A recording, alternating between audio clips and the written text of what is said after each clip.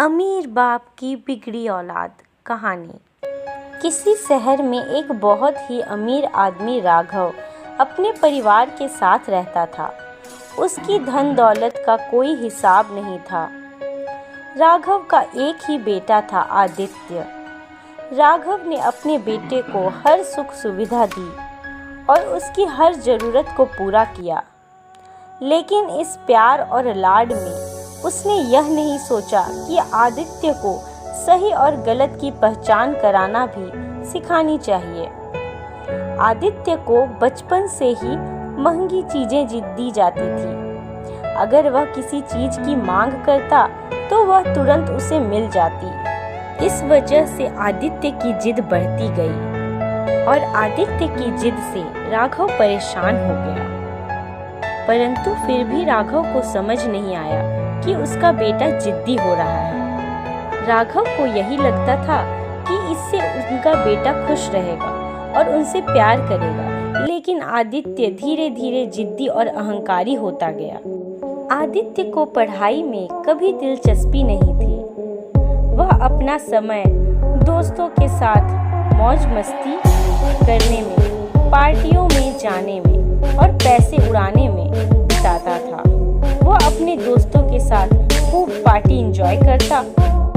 राघव को यह सब पता था, लेकिन वह अपने बेटे को टोकने से डरता था कि कहीं उनका बेटा उनसे दूर न हो जाए। आखिरकार राघव ने आदित्य को अपनी बड़ी कंपनी में काम सिखाने का सोचा।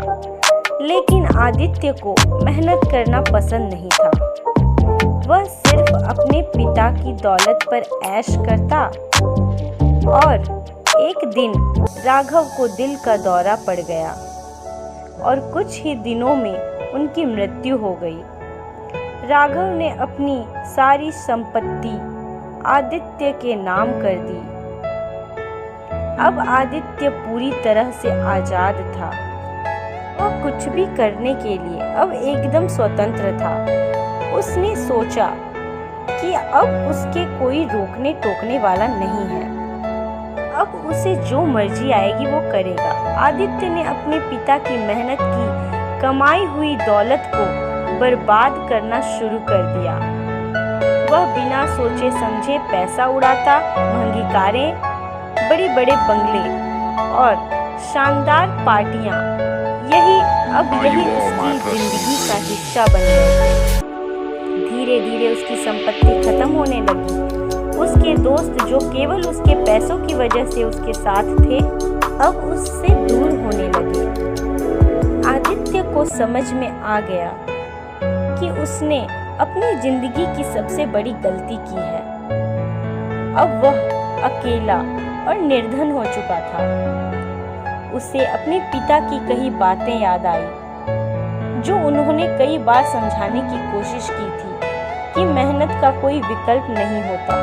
आदित्य ने हार नहीं मानी। उसने अपने पिता की पुरानी कंपनी में जाकर काम शुरू किया। शुरू में बहुत कठिनाइयां हुई, लेकिन उसने मेहनत और लगन से काम करना सीखा।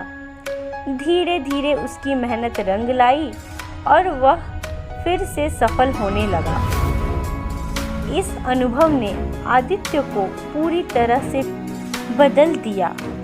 अब वह अहंकारी और जिद्दी नहीं था, बल्कि विनम्र और मेहनती इंसान बन चुका था।